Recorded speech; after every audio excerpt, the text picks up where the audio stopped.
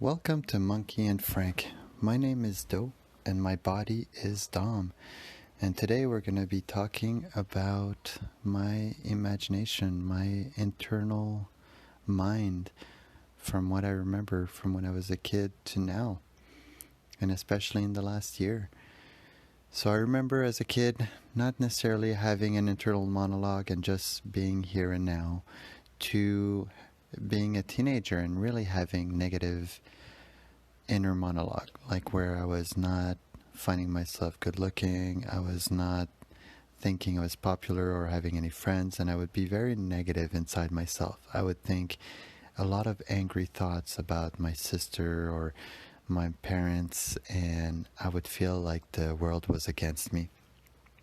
And the other thing was, you know, lust as a teenager was very powerful for me, and it really dictated my life in many ways when it came to girlfriend and my decision. And it was, again, very negative on the state of where my life was going and how I was too afraid to make any changes or any decisions that would make it so that I would change my situation. From a young age, I had trouble with effort because I was spoiled, and it always was a big deal for me to do any type of efforts when it came to cleaning or doing any type of chores. And that did not help the fact that I was a skinny person, so I did not have to work out because I was not fat, but I was really, really skinny. And I thought to myself, I don't really care.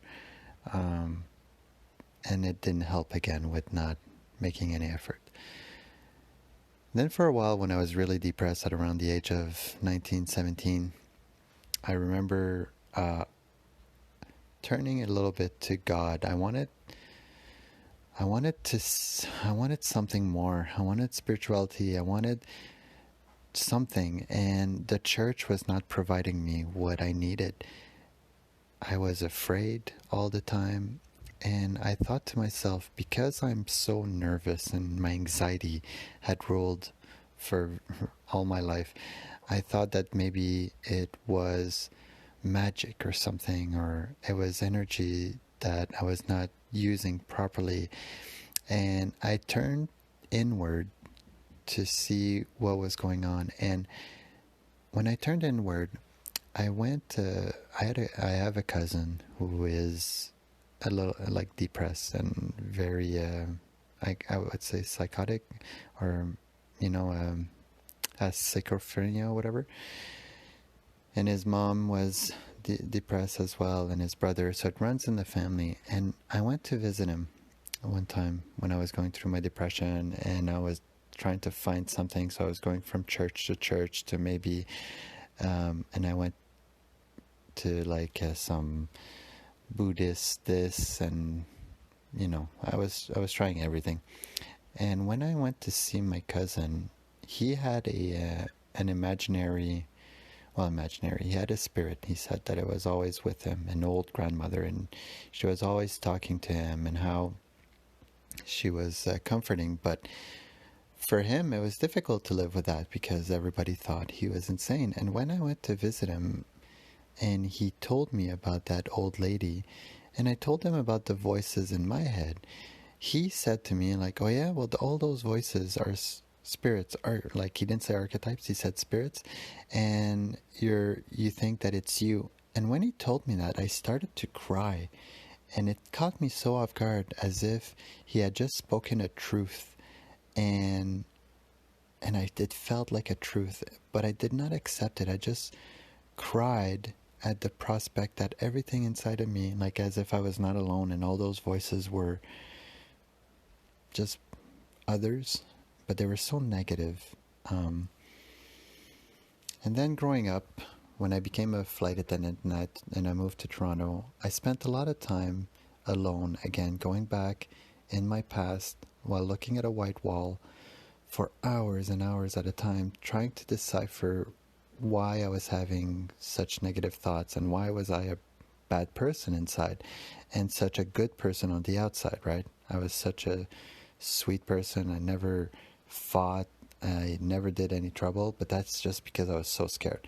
So for 2 years, I did this practice in Toronto because it was very sudden when I got this job. I had to move there, and so I was alone. And I kind of went a little bit insane because now my mind had become very quiet in a way that the way I explained it back in the day is like my mind was neutral.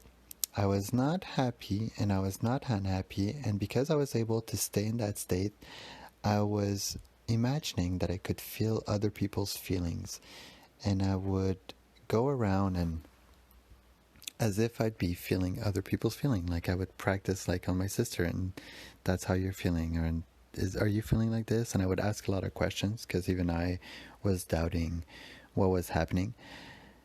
And when I came back from Toronto, Frank was there for me to kind of rehabilitate me because I became very quiet, and the only person that I would talk to was kind of myself internally. But again, it was not, it was quiet, but it was under control in a way that was unhealthy, maybe, because I was, I don't know, I was grasping at anything just to find spirituality. And after I came back from Toronto and I was kind of rehabilitated with my cousin a little bit, I met Stephanie, and then my cousin died. And that wrecked my world. Anything spirituality, anything love, God, whatever, went down the window. And that peace that I had found in my mind, like the quietness, was all gone. it was it was as if nothing ever was. The death of my cousin destroyed me. And then after Peru, so it was negative for a long period of time. Then when I did M, it kind of went quiet for a while because I had found that I was a wizard again. And having a purpose with my energy was making me more positive, because being a wizard, you have to control your mind. You can't have negative thoughts because everything is a spell. So if you think negatively, then you will attract negatively. It was the secret too, right, at that time. So I was into that. So I was doing my best to control my emotions and to be a wizard, but I was failing at every corner when I would get triggered by whatever chaos, my wife, or whatever it may be, stress from work, me being unhappy, all of the fears that I had accumulated, etc., etc.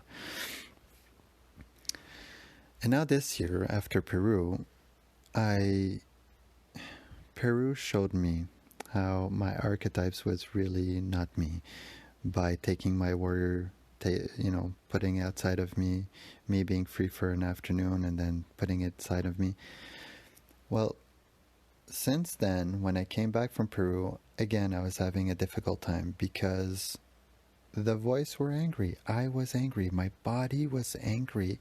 And now I was seeing it for what it was, but I couldn't control it. I couldn't be there for it. I hated myself. I still thought that I was a monster inside and not somebody that is good or light or anything. And after a couple of mushroom trip, and with the help of cannabis, I started to really notice my third eye and to assign all of my feelings to the third eye and mother. My love for mother and my hunger to have more experiences with ayahuasca was driving me mad. I did not want to be at home, so my mind was very negative until I started focusing and putting an effort on just being present, being here for my body. So that big mushroom trip that showed me that I really disliked my body, and for the first time I saw it and pain erupted, and since that day I had trouble drinking coffee or having negative thought. Well, that mushroom trip and the cannabis made my mind so quiet, so freaking quiet, that it was a bliss. It was almost like so for a full summer, this summer, I was very, very much happy. I felt love. I felt at peace and confident.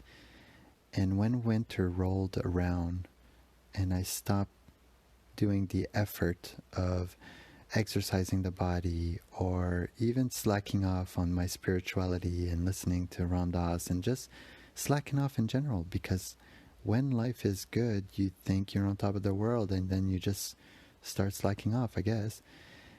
And how the last mushroom trip that I just took showed me on how for a little while now since winter my mind has not been so quiet, in a way that it's quiet in there, but my body is angry, so freaking angry, because I am not making enough effort into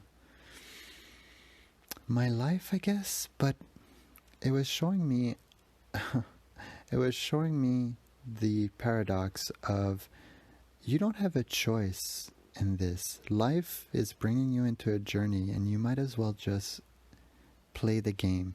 And why do you play the game? Doesn't matter. There is no purpose to life. You know, we're all going to die. We're all going to go back to love. So why are we here suffering and playing this game of love and suffering over and over again? You know, kind of thing. And the answer was always, it doesn't matter.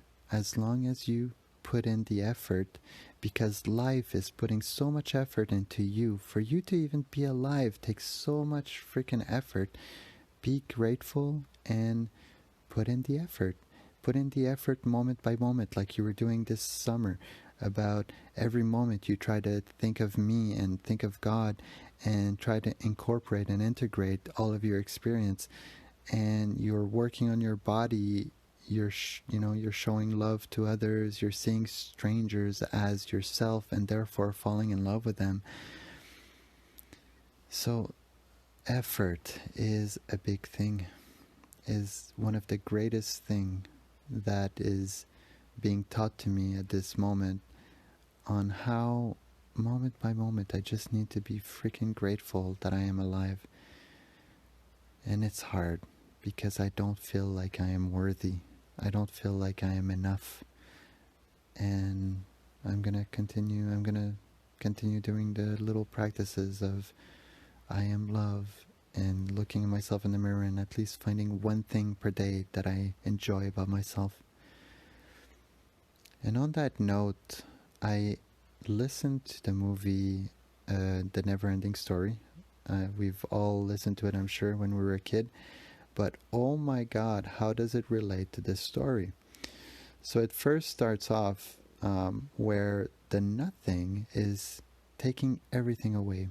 And the way that they describe the nothing at the end, spoiler alert, is that the nothing is taking all of imagination from humans away, so that they don't have any more pleasures in their life, so that they can just serve without, because when a person is depressed, they are more willing to just serve their master, right, without complaint. So it was showing me, just like my thoughts, just like me, this progression of my thoughts, is to go inwards inside yourself and to really play with your creativity and to see it as something greater, as like your thoughts are not your thoughts. You are not a bad person. Play with your imagination and your creativity and build with effort your life or your inside, way of thinking. Just like the Never-Ending Story, where Atreyu, the hero of the character, needs to find a cure for the princess. But the entire point of his journey is for the reader, us or God, to go with Atreyu's journey and experience his suffering, his loss, his feelings, in order for us to get motivated, captivated, or even happy with Atreyu's journey and courage and strength to persevere, even though his suffering is so great. And the entire purpose is for the reader. And like as if there is no purpose other than the reader going through a journey with Atreyu, And it made me think of my life, on how God is all taking us for a ride so that we can maybe be entertainment or knowledge for him or growth. Or since I was a kid, when I would think of God, I would think, wow, everybody's journey is so unique. I would say life. I didn't really know the word journey until ayahuasca, but I would say everybody's life is so unique. You know, that's all that God wants. He wants the uniqueness of experience. It doesn't matter what kind of experience, just your experience is so unique that it's interesting no matter what you do, even if you're doing nothing, or even when you're really, really suffering and you feel like there's no hope, somebody's there watching, cheering you on, thinking, you got this, you know? And it made me cry. Like, it really, really made me cry. And the other part was when, during watching The Neverending Story now as an adult, I really faced my fears of that stupid wolf thing and the anxiety of losing his horse. And man, was that so traumatic as a kid. That scene where his horse dies, oh my God. And I looked at it with open eyes because it reminded me in my life that if my daughter or my son or my wife dies, then I'll have to continue putting in the effort of getting up in the morning, getting dressed, taking a shower, just doing the little things. And that's one of the reasons why Jordan Peterson is so popular, because it is so freaking true that if you have nothing right now in your life and it's so freaking chaotic and all you have in front of you is suffering, take an effort to do one little thing for yourself, and then another, and then another. And sooner or later, when you put in an effort willingly and you're really saying, I am doing this for myself and I'm putting in the effort, it will return to you like tenfold, 1,000-fold. You know, however big your conviction is into you going forward and doing the effort, then it's going to come back. And it's such a super huge lesson that I'm having difficulty integrating. I feel like I've suffered so much, but yet the thing about this is that I've suffered so much, and there's been so much positive change, like crazy positive change in my life since Peru because of the effort I've been putting in. But no matter how far I get, and no matter how big the leap is, like the contrast from there to now, I still feel like I'm not satisfied. I still feel like I'm not worthy of this effort. Or, you know what I mean? Oh, and that's crazy. It really is crazy. Like, I feel the exact same way as I did last year, even though the physical suffering has diminished greatly. The mental depression, again, lifted up. I'm barely fighting anymore with my family and or wife, like, at all. And still, I am so hard on myself. I'm so hard on life, you know. Why do I have to exist almost? And yet I see all of the beauty in it. It's crazy that my feelings are not matching my reality. It was making me think. I went to an integration circle yesterday, and there was one of the person there that shared an experience of her near-death experience where, yeah, she had a very traumatic event that made her have a near-death where she died, and she basically came back in her body, and that coming back in her body was so brutal and so painful because she had to die, right? So imagine how broken the body is. So when you come back to that body and you need to rehabilitate and you've experienced the love of God, how traumatic is that? Like, it created PTSD in her. And I'm wondering, and when she was talking, it really felt like, oh my God, did I get a near-death experience in my formidable years? I know I came out of the womb with the umbilical cord around my neck and I was not breathing. Is that a cause of, like, me really not being happy with this life and the suffering that is involved in it? You know, because like she said, you know, when you go on the other side and you are in the presence of God and that light, how comforting and how beautiful it is. Like, I'm yearning for this, and yet I want to enjoy this life, I want to make the best out of it, but I am dreaming of the release. I smoke cannabis, I feel, for that reason, for the practice of letting go, and it creates so much anxiety inside of me. I used to anyways, but now when I smoke cannabis, it shows me all of the things that I'm afraid of, and I can look at it and be there for it and breathe through it. The mushroom trip that I did, the 5 gram, really showed me on how cannabis is a force of good in my life.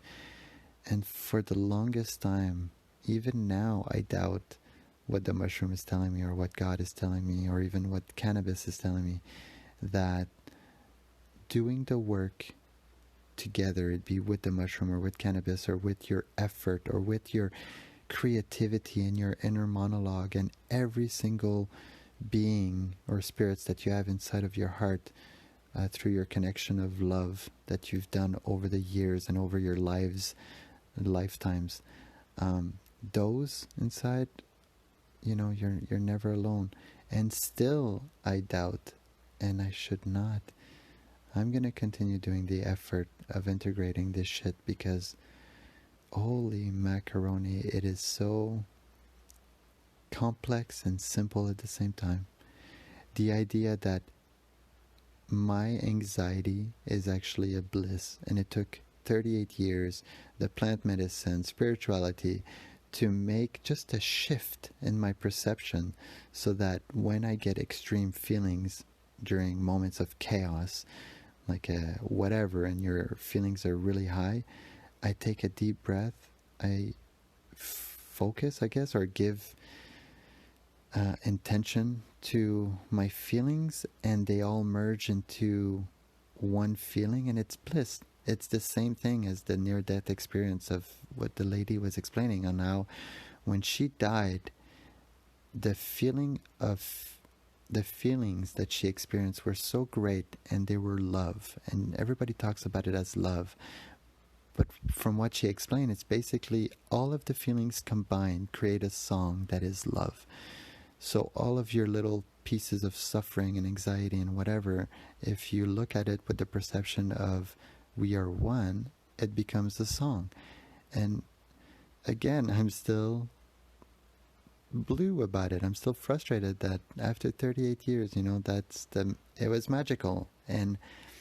But after the magic fades, you're left in a state of, okay, I need to put in effort at every single moment when chaos hits, or else these feelings now, because I've got my heart open and I'm vulnerable and I'm feeling weak, it's a bad term, but weak is just being an open heart man kind of thing with feelings and being able to cry without shame.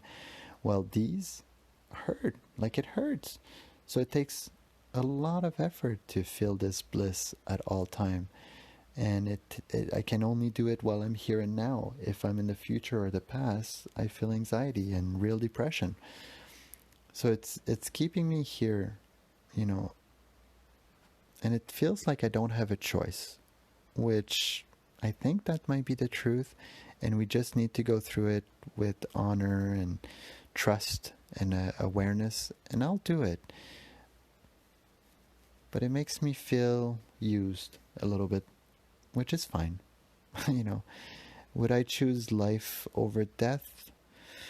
Today, yes. Yesterday, I was 50-50. I could have chosen death. If nothing matters and everything is love, I would rather just be in the hands of God. But then again, in the integration circle, there was a guy that was explaining one of his journey where when he took the mushroom clearly told him that even if you would take the easy way out and kill yourself right now, you're just going to come back, because you need to go through what you need to go through, and it's just the way it is, and there's no way around it. So you might as well bite the bullet, go through it, and do your best, and trust me, it's going to be worth it. And when he said that, I was like, you mother... Like, there is no way out of this. If we chose it or not, or we were thrown here, we have a job to do and we need to do it fully. Fine. Fine, like, ugh.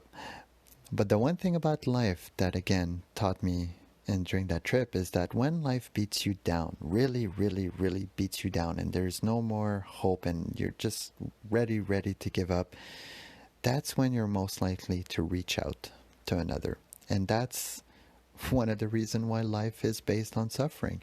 So that through the suffering that we're all experiencing together, meaning we're all dying together, we might as well help each other through this life so that we can diminish a little bit of that suffering and turn it and transmute it into love, because it is possible.